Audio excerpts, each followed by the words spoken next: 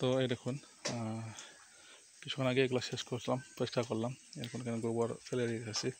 তো যখন কালকে কাজের লোকটা আসবে তখন এগুলো সে নিচে ফেলে দেবে। তো আমি এখানে দেখেন আগে যে ভিডিওতে বলছিলাম যে আমি গোবরটা পরিষ্কার করবো, গোবরটা পরিষ্কার করে দিছি।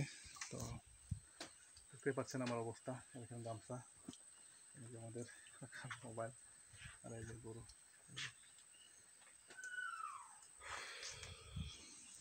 তো আসলে গরু খামার করা এত সহজ না।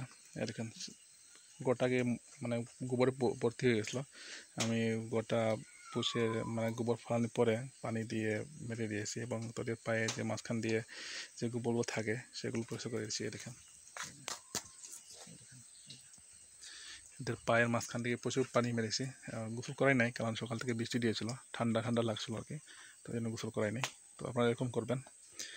তো সবাই ভালো থাকবেন, সবাই ধন্যবাদ।